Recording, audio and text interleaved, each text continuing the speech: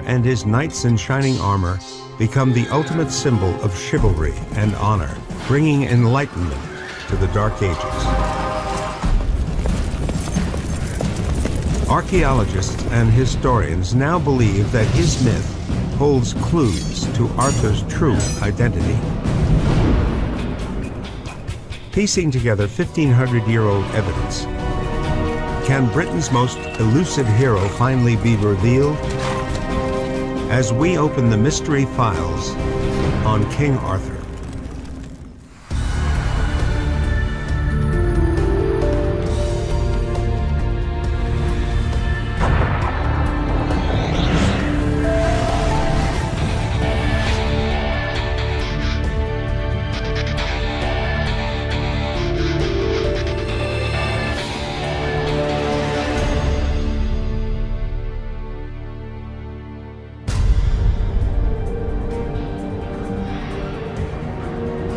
The legend of King Arthur we know today was forged here in Britain's most infamous prison, the Tower of London. Written by Sir Thomas Malory, a former Member of Parliament who's awaiting trial for robbery, extortion, attempted murder, and rape. Around 1469, while the bloody War of the Roses rages outside, Malory completes his great work of prose, Morte d'Arthur. It's the definitive collection of the king's noble deeds. In Malory's books, Arthur is the embodiment of a virtuous hero. He strives to create a peaceful land from his civilized court at Camelot and surrounds himself with chivalrous knights of the Round Table.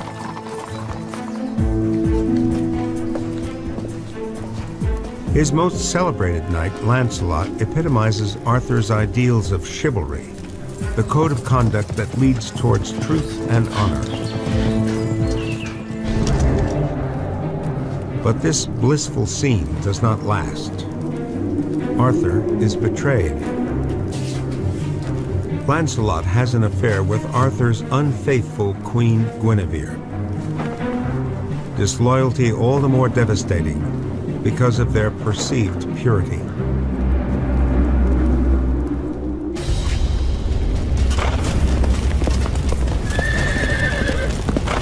His utopian dream shattered, Arthur is double-crossed again and coaxed into fighting his scheming nephew, Mordred. Arthur is mortally wounded.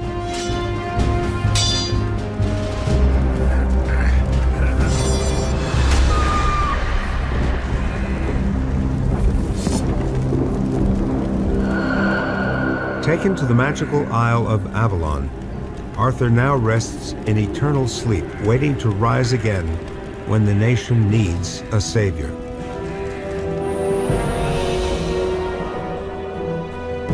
Perhaps yearning for a disappearing virtuous world when his country is in turmoil, it is Malory who produces the legend of Arthur in all its glory and tragedy. Malory's Arthur is easily recognizable. Knights in shining armor, fighting for honor, living by a strict code of chivalry.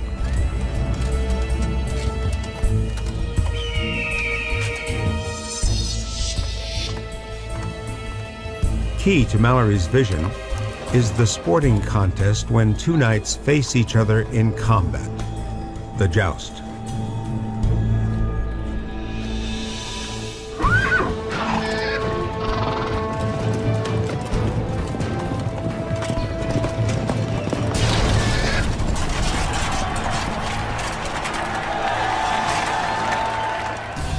In the Malory story, all of his technical references to armor and mounted combat refer specifically to the equipment and practices of his own time, of the 15th century. But experts confirm that a King Arthur could not have lived in the 15th century. We have good records all the way through the Middle Ages, all the way into the Renaissance. It's quite clearly the case that Arthur was not a knight in shining armor.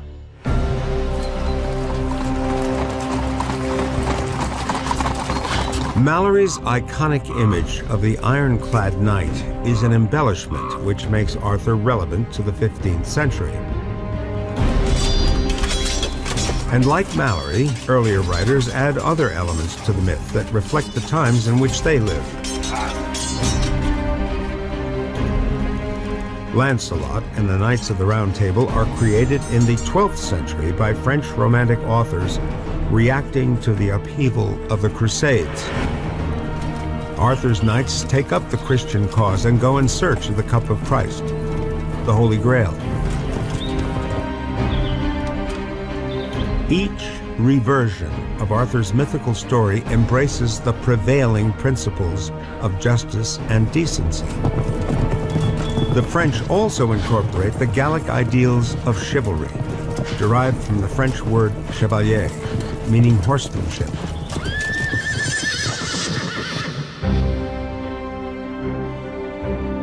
But the earliest surviving text, which records King Arthur's righteous exploits, is not imagined by Malory or French authors.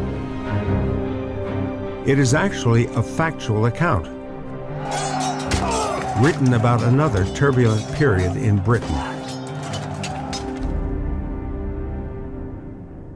Professor Snyder has published extensively on early British history.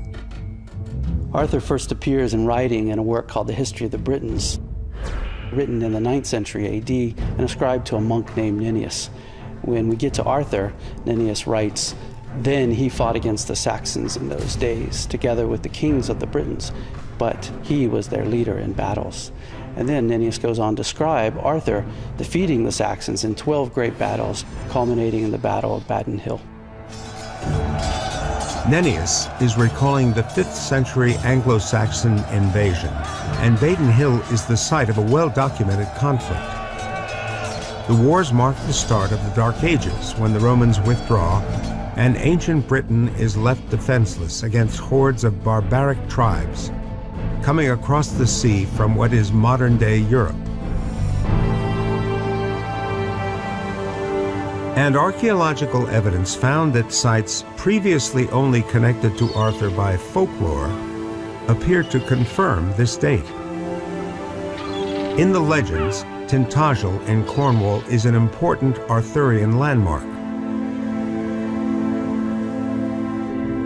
Archaeologist Stuart Pryor has studied the discoveries made here.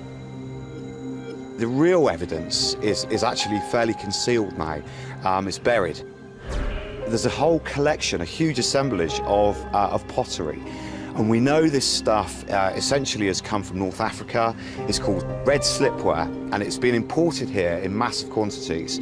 And we can link the early importation of that to the time frame that we've got for Arthur. The pottery found at Tintagel dates to the 5th century. It carried wine, oil, and a Roman fish delicacy called garum, goods likely to be valued by a civilized society.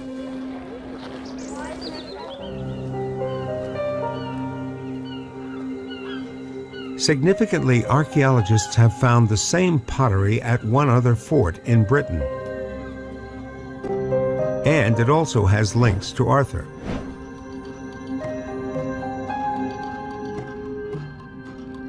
Cadbury Castle is often reputed to be the site of Camelot, the legendary court at the heart of King Arthur's kingdom. Today, all that remains is a hill looming out of the surrounding valleys. But excavations reveal that 1,500 years ago, Cadbury was a major stronghold, fit for a king.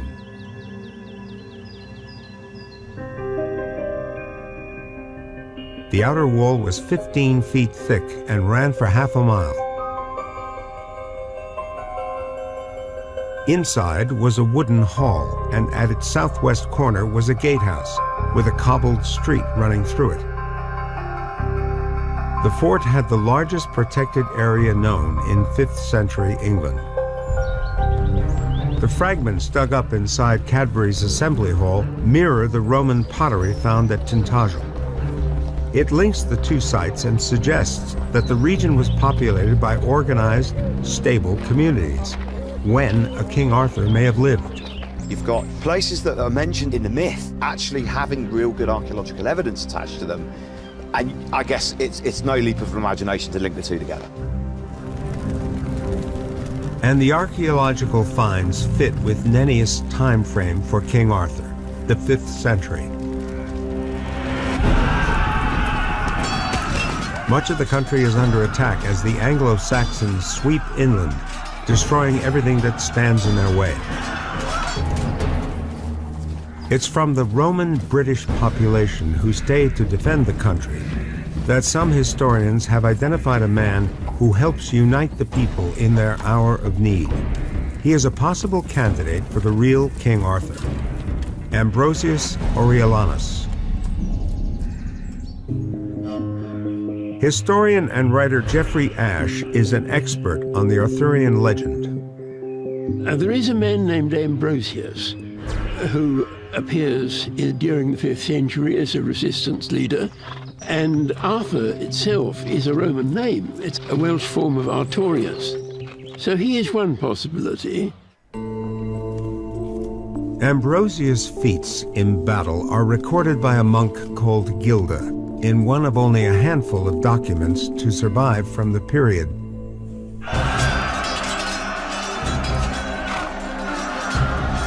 He's a ruler from high-ranking Roman lineage, so one who would ride into battle. Ambrosius might also help to explain one of the most enduring elements of Arthur's story, the magical Excalibur.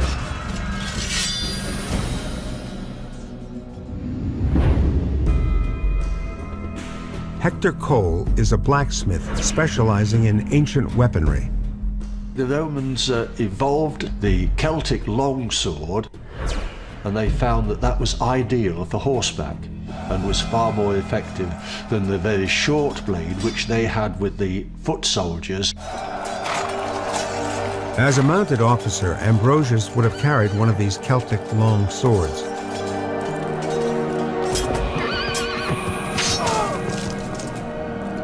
These weapons have a fearsome reputation. And the word Excalibur is a French translation of the Welsh for notch and hard. Excalibur as a magical weapon was a long sword, I would think. The better swords of the Roman period tended to be what we call pattern welded.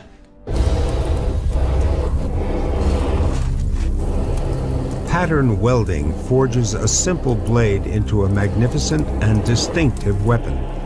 Here we go.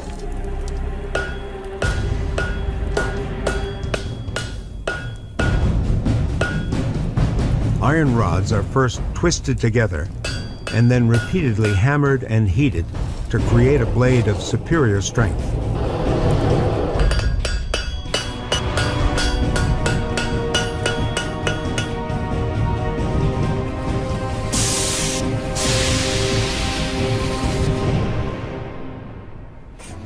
Then it's polished and rubbed with a strong acid to wipe off the final layer of impurities and reveal the blade's distinctive pattern. Ambrosius, a 5th century fighter, defending Britain against the Saxon invaders, carrying a mighty sword. All traits embedded in the myth. But historians have established important details of King Arthur's legend Ambrosius does not share. He is not a king. He doesn't flourish over a long enough period to be Arthur. There is no clear evidence as to how much actual leading of the Britons he did. Some historians think Ambrosius alone cannot account for the King Arthur of legend. Others believe there is another character from the 5th century who matches key elements of the myth, named Riothamus.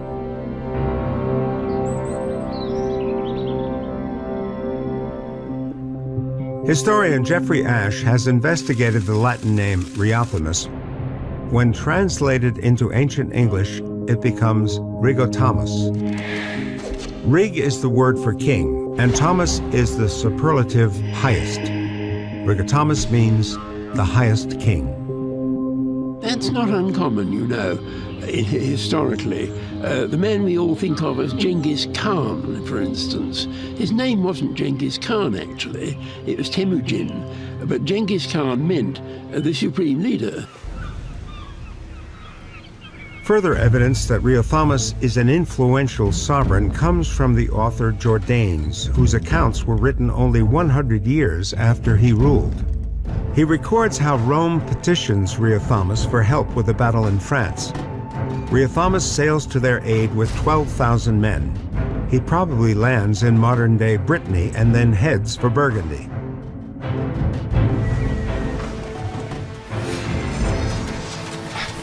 And to bring them by sea means having a fleet. And the leader who could do this was evidently a very important person. Riothamus intends to reinforce the legions fighting another savage Germanic tribe, the Visigoths. But what he doesn't know is that there's a traitor in his midst. A lieutenant called Arvandus betrays Riothamus' position, and the enemy is waiting.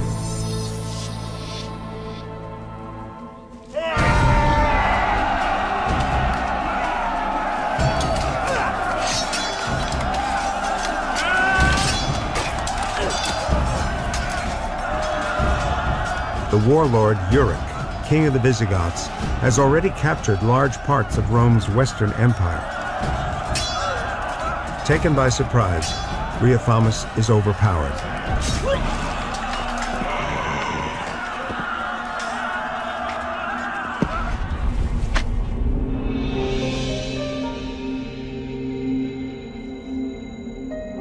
Jordanes' 6th century character tallies with portions of Arthur's life, and there is another similarity.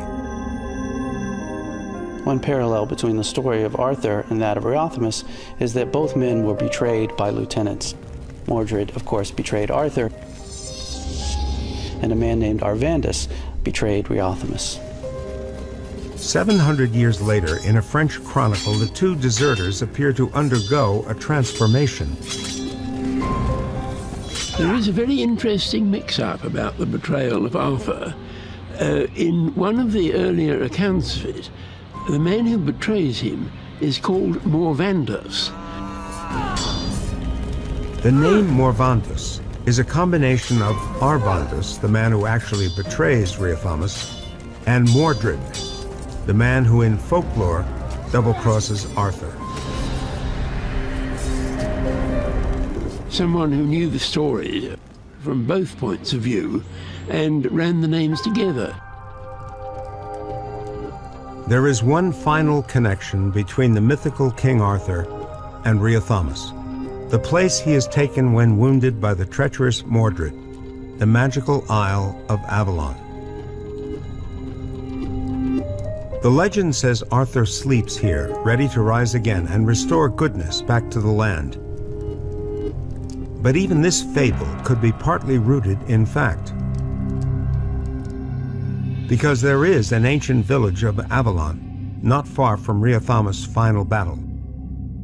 There is one real place called Avalon, which is in Burgundy. The last we see of Riothamus is actually going in that direction, trying to escape from the Goths. As in the final chapter of Arthur's legendary life, Riothamus is not killed outright, but wounded. Like Arthur, he could have made his way to Avalon. So it is quite possible that he died in Avalon, quite genuinely. He may even be buried there. Riothamus, a supreme king and a leader in 5th century Britain, who commands a vast army, is a loyal ally and dies, betrayed, near Avalon. And yet, in the same time frame, evidence exists of a Roman commander, Ambrosius, who wields a mighty sword. He helps liberate Britain from Anglo-Saxon tyranny, replacing Dark Age barbarism with civilized society.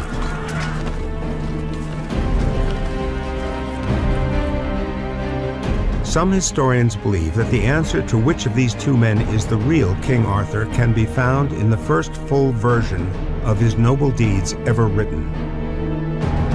The most famous historical, would-be historical account of Arthur is by Geoffrey of Monmouth in the 12th century, which was very well read and very famous. Geoffrey of Monmouth writes his book, The History of the Kings of Britain, around 1134.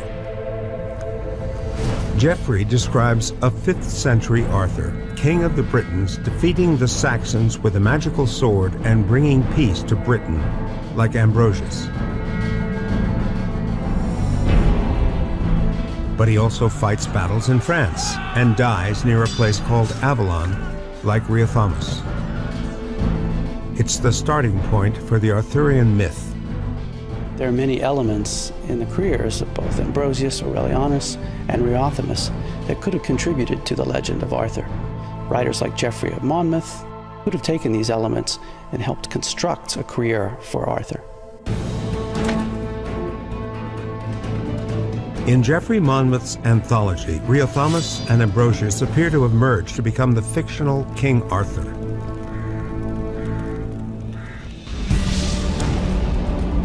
This mythical Arthur is then gradually transformed into the legendary figure who, with his loyal and moral knights, live in the perfect world of Camelot, eventually betrayed by those he trusts the most.